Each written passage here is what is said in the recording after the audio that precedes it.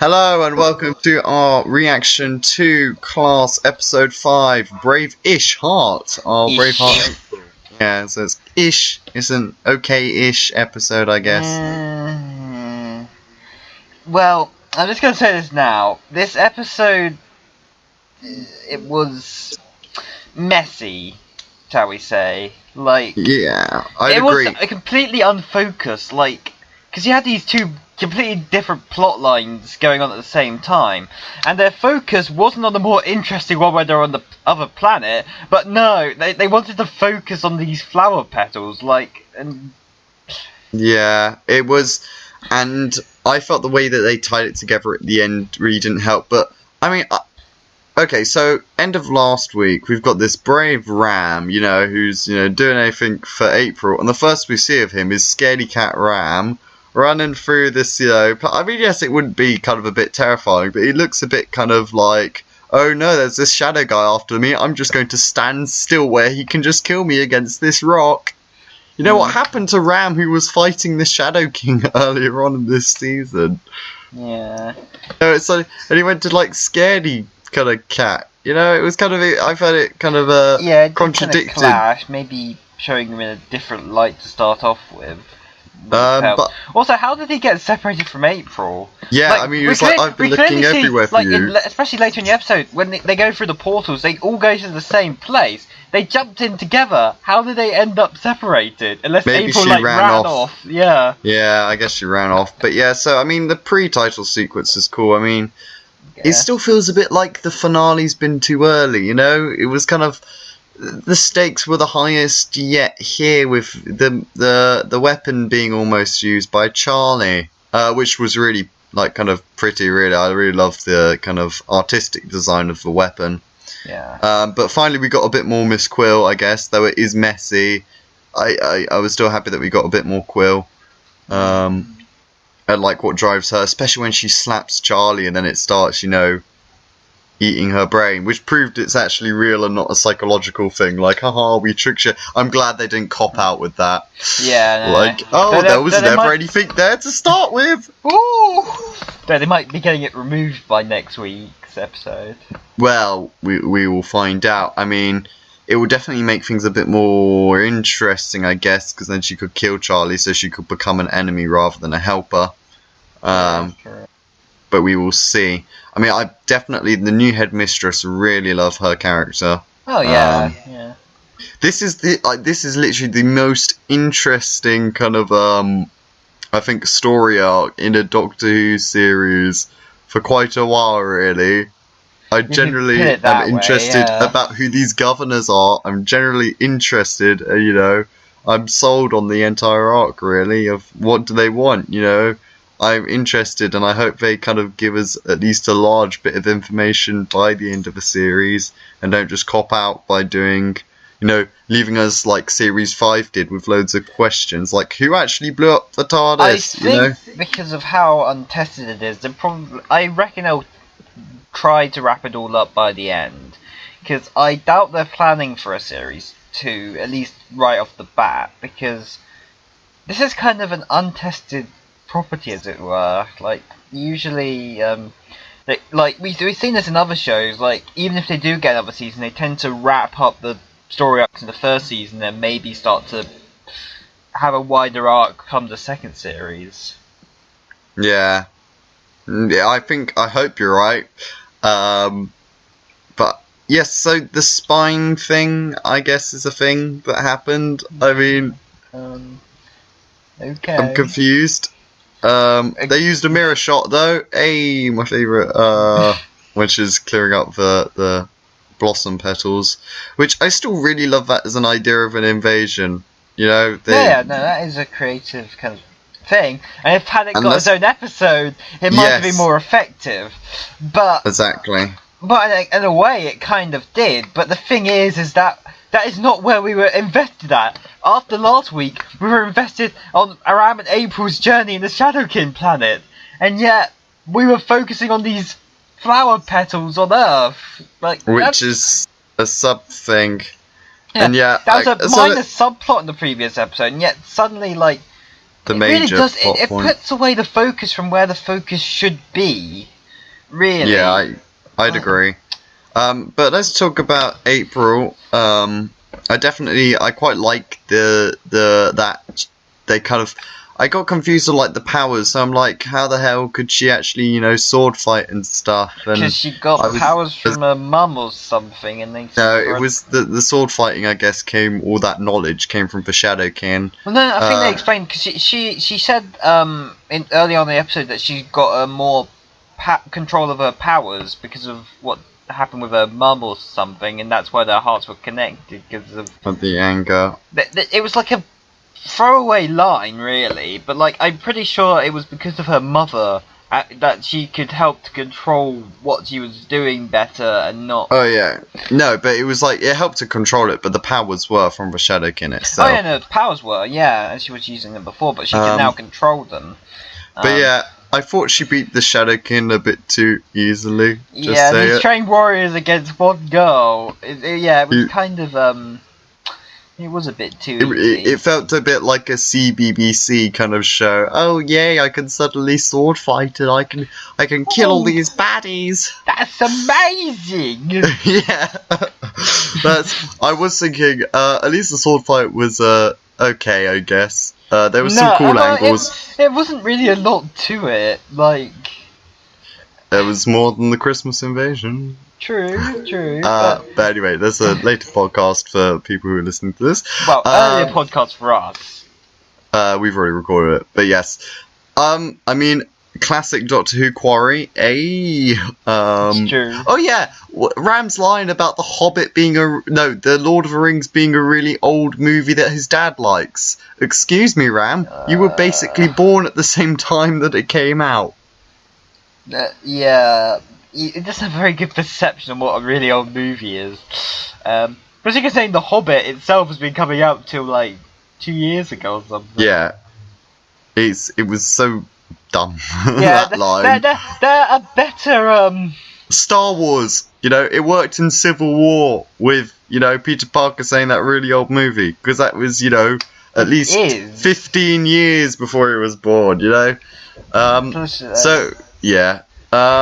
So the dad finally got his stuff. The dad finally got his part, the actual useful part, and he had some pretty funny moments actually. Like when they were in the garden, he was like, "Right, I'll drive," and then the mum was like, "No," and he's like, "I'll drive." He's like, "Right, she'll drive," which was like a really dark humor. Yeah, but it worked. It was tasteful. I laughed out loud at that one. Yeah. He got some good moments. Yeah, I did enjoy his character enough, and like.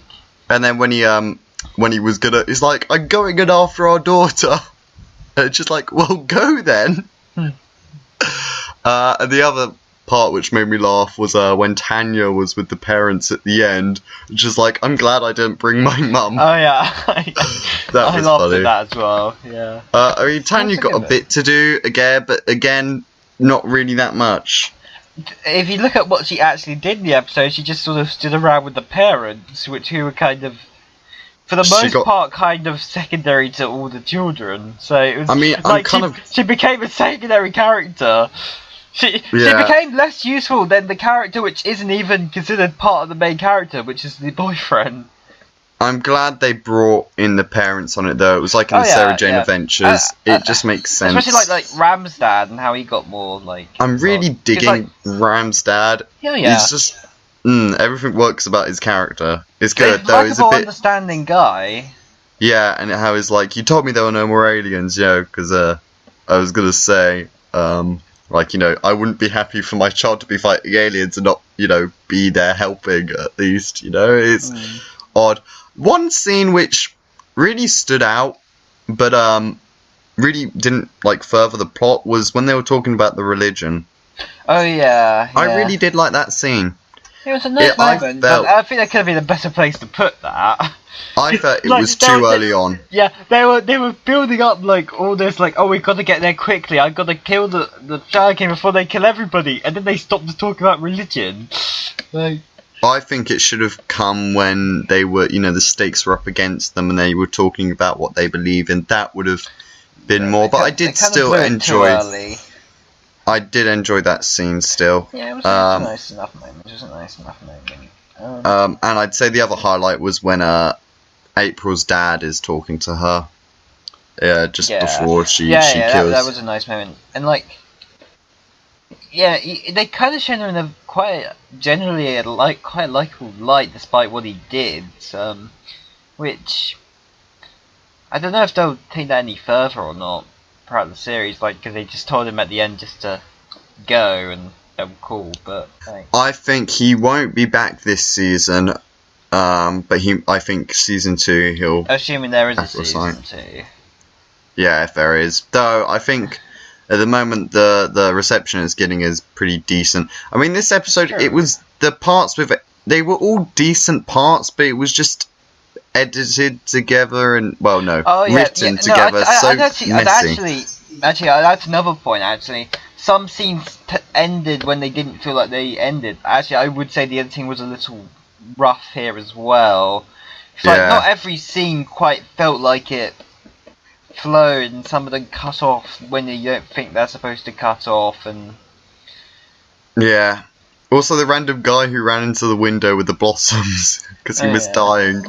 Like, it was. Thing is I was expecting a bit more gruesome from this, the way they highlighted it, but you know, but I mean, not every episode needs it. I mean, the focus of the episode wasn't on like what was happening to. Like, it's weird because they spent so much time with the flower blossoms, and yet they didn't actually really show the effects much. Really, they showed two guys. They did, but they didn't focus on it. They spent a lot of time on it, but most of the time on it was whether or not they were going to use this weapon, as opposed to the actual effects of it. Like, they showed 2 people were dead, okay, and a few people. Okay. Yeah, they need to do it like in Night Visiting with all the vines wrapped around all those people. That was when everybody was like, oh snap. Yeah, you saw very much the effects of that. Also, I have to say the fact that at the end, so April manages to defeat the Dragon leader, becomes king as she keeps saying, but though queen as they say later. So either or. So the king, yeah. But and then they decide, we're gonna take away her powers, and it wasn't. It was the guy who pulled away the anchor. He did. He pulled away the powerful connection. I got that much. But it's just they build her up with these powers and stuff, and then they just suddenly decide to take them all away. Like, it would have been more interesting if they just left her with the powers and.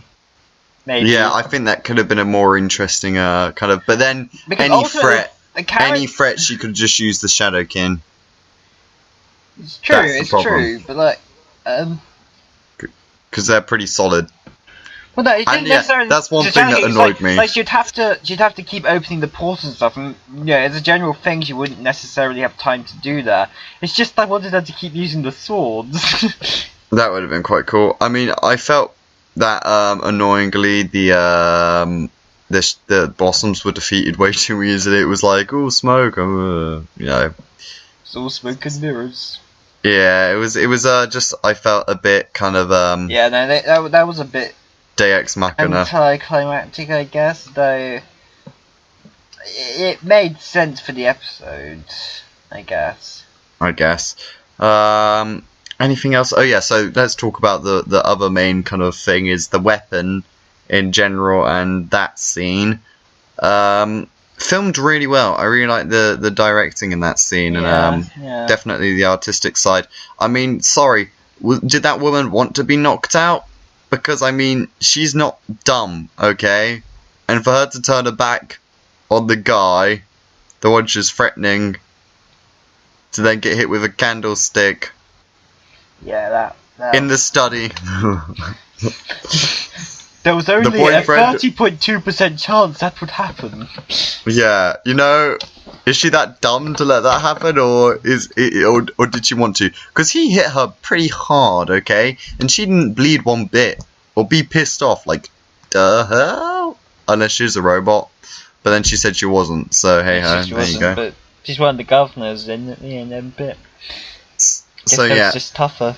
So it's all good. I like how it's used. So if if you use the machine against the Shadow King, then all the humans die from the blossoms. But if you use it on the blossoms, what I liked was the twist that it only would have used one soul to destroy the blossoms. Like, you know. But I did actually know that bit at the end where like she's destroying the car.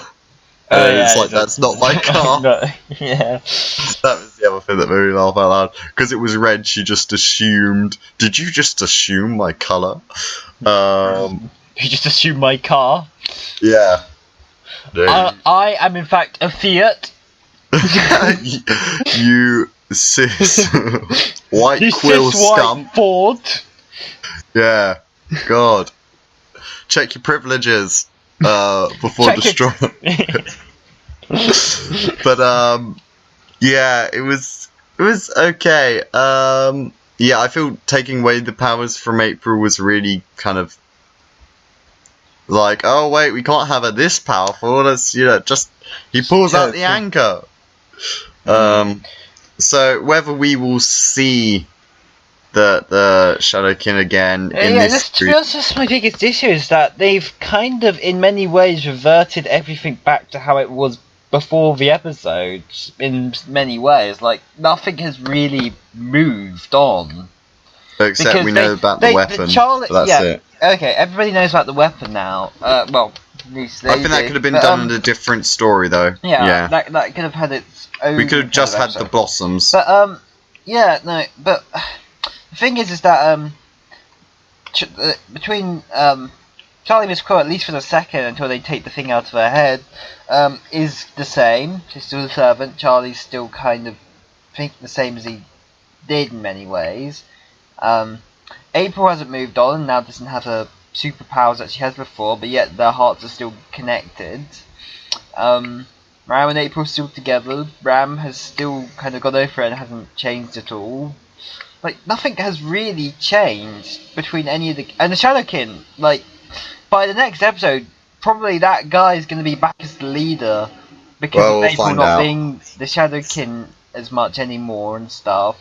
Yeah, no, she's not going to be the king. No, they'll probably get back the old king. I mean, we've got 3 episodes left. So, like, nothing has really ultimately changed or been affected by this episode, to be honest. This 2 episodes, which is a shame. But, like, most of everything... The only other thing I can think that changed is, like, April's a little more... Not so much okay with her dad, but, like, by the end of it you can see that, like, it's a far cry from when she was attacking with, like, swords early in part 1. Yeah. Like, that's changed a bit. And, and her mum has now standing. Oh, now walking, yeah. In a lot of ways, it's kind of... They decided... They got so far, and then they just decided not to quite change much. Yeah. Well, we've got 3 episodes left. I wonder if there's any more 2-parters, or if that was kind of it. I don't know. I think if they do enough of 2-parter, it will really make this season quite short with the amount of stories. Because I think the first series of something should be kind of trying to do everything and seeing what works the best and what doesn't work, so that when you go into season 2, you can really get the best out of it. I mean, the next episode's called Detained, and that one looks so good. That looks like the midnight of the series, Oh yeah, with them like locked in a room. Yeah, that does definitely look interesting, and I'm quite excited of seeing that for next week. See, that's the thing that I love about this, that we have with this, is at least we're getting excitement of seeing the next episode. It's interesting stuff. But yeah, I like it. It's like confess, and like they keep telling the truth and pissing everybody off, and it's like getting angrier and angrier, and like, don't tell me my emotions. It's all cool I have to stuff. say they keep focusing on like, don't tell me this, don't tell me that, with all the characters. They do that a lot. To be fair though, that is quite a trait of teenagers, That is. And then Charlie grabs it. It's oh my god, and then the door, and they're stuck in a different place, and yeah, it looks interesting. And I'm guessing Miss Quill has given them detention because she's getting that thing out her head. Probably. But yeah, we will see. But yeah, we'll see. But yeah, no. Overall, I guess this episode just sort of I think mixed, but I'm a bit more on the it's messy and it wasn't really one. Definitely not one. To be honest, I think this is probably the weakest episode in the series so far. I'd say Night Visiting was a bit weaker. It's not like the performances, the acting's all fine. It's just the pace at which it has been written. For writing, I'd say Coach with the Dragon Tattoo and For Tonight We Might Die are probably the better. Though Co-Owner of a Lonely Heart was pretty decent, actually. But yeah, I mean, I wasn't exactly, like, fulfilled. I was a bit underwhelmed with yeah, I can agree. with the result. But yeah, we will see. But yes, thank you very much for listening to our reaction to episode 5, A Brave-ish Heart. We hope to see you next week when we react to episode 6, Detained, where, you know, they're all getting angry with each other, which isn't very nice. So yeah, we'll subscribe or not. Don't be a Shadow Kin and just follow your king, which we are. But yeah, we will see you next time. Thank you very much for listening. Bye! Boy!